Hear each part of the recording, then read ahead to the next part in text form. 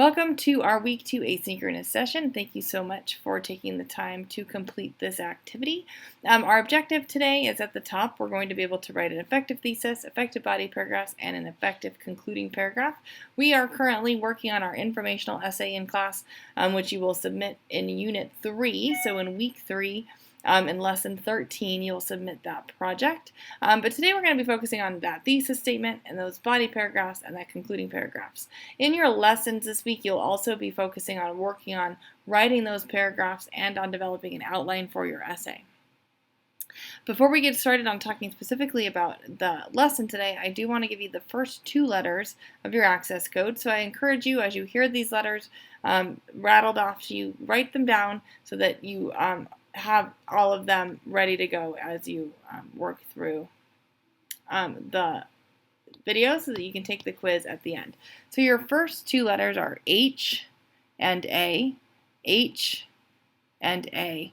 So you want to make sure you write those 2 letters down and then also keep track of the remaining letters that are given to you throughout the course of the lesson. All right, so let's talk first about that definition of a thesis statement. A thesis is a statement that expresses the main idea of the paper. It also answers your claim or your question. So you want to make sure, depending on the type of essay that you're writing, that you have both of these main components are always going to be specific to any essay that you write. You want to make sure that you have the main idea of the paper included and the answer to your claim or your question. So I asked you last week in our sessions to work on writing that research question, and many of you guys have submitted excellent research questions. I'm super excited about your essays because of the people and the events that you've chosen to write about.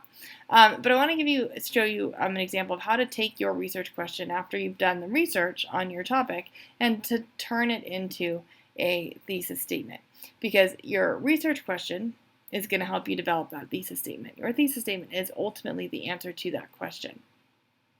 So if my research question is, why was Alexander the Great so great, and how did he amass such a large empire? So my question is, I've always heard of Alexander the Great, but why did he earn that moniker or that title, the Great? What could he possibly have done to earn such high praise? So why was Alexander the Great so great, and how did he amass such a large empire? All right, so we're going to be focusing on developing what I like to call a branch thesis, and this is going to give us the basic outline for our body paragraphs. In this thesis statement, I'm going to include 3 main components that I am going to focus on in my essay.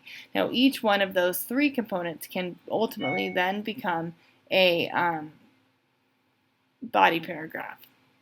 So my thesis statement reads, Alexander the Great amassed one of the largest empires in history, developed new cities that remain centers of culture today, and inspired the Hellenistic period all before his death at age 32. So I haven't restated my whole sentence like Alexander the Great is so great because, but I did say I answered my question. I do know now why he was so great. He did all of these things.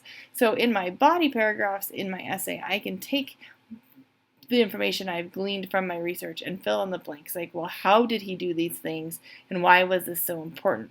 But I do have a very specific and direct thesis statement. I do know, as the reader, what I'm going to be reading about in terms of Alexander the Great from this thesis statement. Now, I've outlined below for you the branches, and what I mean by that branches idea is that obviously the main body of my argument is that Alexander the Great is an important historical figure and one who should be remembered. That's our, but these are the reasons why. So I can take them and I can build my bodies, or the main parts of my essay, around it. So this is going to be the first part of my body section. So let's say it was 1 paragraph. Might be more than 1 paragraph per branch, but it does help me organize my essay. So I know now that in the first part of my essay, I'm going to talk about how he amassed one of the largest empires in history. Then the second element is going to be here, that he developed new cities that remain centers of culture today. I mean, he had Alexandria is even named after him.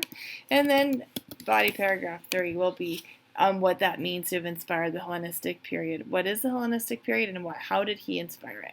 So now I can break my outline down into these 3 components with each one of them represented in my outline as separate body paragraphs. And then I'll be able to take that information and develop my essay from that outline. So I encourage you to look at your thesis statement, or excuse me, look at your research question and the research you've amassed as you've done research this past week, and develop an answer to that question that includes 3 specific components so that you can break down and organize your essay around those components. All right, next we're going to take a look at both effective body paragraphs and an effective concluding paragraph and how to incorporate those into your essay. So what is the body of an essay? Well, the body of the essay is the longest part of any essay. It's also a very important element because it's where you're going to showcase all of your ideas. Typically, the body of an essay is 3 or more paragraphs in length. Each paragraph has its own thesis statement, or commonly referred to as topic sentence, and this is where the evidence or support for the introduction is located. So you want to make sure that all of our body paragraphs are set in the same order as the thesis statement is written, and that it embodies all of the support and evidence that you need to back up that thesis statement we talked about earlier. While I move on to the next slide, I want you to note your next 2 letters of your access code are P and P, P and P. All right, so let's move on to this next. Let's look at this next one. The parts of a body paragraph. So each body paragraph is made up of a combination of sentences, obviously, right? So these work together to form the body of the paragraph. Each paragraph should also fluently transition into the next section of your body. So you should definitely have a topic sentence. The topic sentence tells what the main part of the, tells what part of the main thesis statement you're referring to. So if you remember back to when I talked about thesis statements earlier, we talked about that idea of the branch thesis and having, a few components in that thesis statement. This is where you'll take the time to identify which component of your thesis you're discussing, and you're going to make that the first sentence of your paragraph. It should also be directive. Your reader should know exactly where you're headed in that paragraph because of that topic sentence. Supporting sentences. These are the main portion of the paragraph. Supporting sentences provide the evidence for what you are asserting. This is the why and the how of your essay. So if your claim is talking about something specific or why a specific historical figure or event is important to history, this is where you're going to provide the evidence that identifies why. And then lastly, the concluding or transitional sentence. Now this is an important part as well because the concluding sentence or transitional sentence, as it's commonly referred to, summarizes the basic information from the paragraph, but it also transitions to the next body paragraph if necessary, or to your conclusion. So the Purdue OWL site explains best why concluding sentences are vital. A concluding sentence, quote, is important to your argument because it connects your reasoning and support to your thesis, and it shows that the information in the paragraph is related to your thesis and helps defend it. So your whole body paragraph should be centered around proving your thesis statement, identifying your topic in that sentence with your topic sentence, including those supporting sentences that have your evidence and the explanation of why that evidence is important, and then your transitional sentence and your concluding sentence. All right, so now let's focus on that next part of your essay, the conclusion. So what makes a good conclusion? Now, so many people tell me, oh, you just got to restate your thesis statement and then have a summary of your essay and you're good to go. And I'm going to say, nope, that sounds too much like your introduction, right? So what makes a good conclusion? Obviously, it does revisit the main purpose of the essay for sure. Like you definitely want to retouch on that thesis. You don't want to copy it and paste it into your conclusion, but you want to revisit the main purpose of the essay. But a good conclusion also gives the sense of being complete or final, that you've come to an end, but that it also leaves a final impression, and hopefully a good one, with your reader, so that your reader's like, goes, huh, all right, cool, I'm glad I read that paper. So what can you do? Well, answer the question, so what? Why should your reader care about what you're saying? What should your reader do with any new information that you include in your essay? What is it that you're hoping that they're going to do?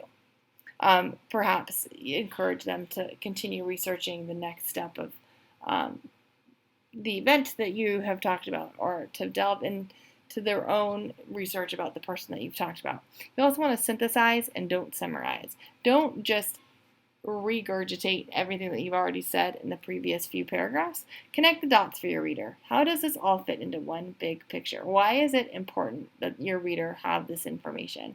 You can also propose a call to action. This is typically something that you do in persuasive writing, but even in an informational essay like this one, you can ask your reader to do something with the information that you've given them. Visit a specific site, especially if it's hollowed ground. What is it that you want them to do with that information? What do you want them to go out and do or execute based on the information that you're giving them? But like I said, typically proposing the call to action is reserved for persuasive essays. All right, some things to avoid. Don't just restate the conclusion. Restate the thesis in the conclusion is what it should say. Don't wait for your conclusion to state your thesis, right? So some people say, oh, I'm writing a reverse thesis, so it's going to be at the end of my paper. I would like you to definitely make sure your thesis is in your intro, that you're restating the thesis in the conclusion, but not exactly the same way. Don't rely too heavily on emotion in your conclusion. Be sure to revisit the strong points of your argument, but don't fall into that emotional element in the conclusion. Don't add new information about your argument or your claim in your conclusion, and then avoid starting your conclusion by stating in conclusion or in summary. We want to work past starting our sentences that way. They are great transitional phrases, but we do want to get to the point in our writing, especially by the time we're in 9th grade, that our writing is more elevated and we're working towards a level of sophistication in which we don't want to start our conclusion that way. All right, the last letter in your access code today is Y. The last letter is Y.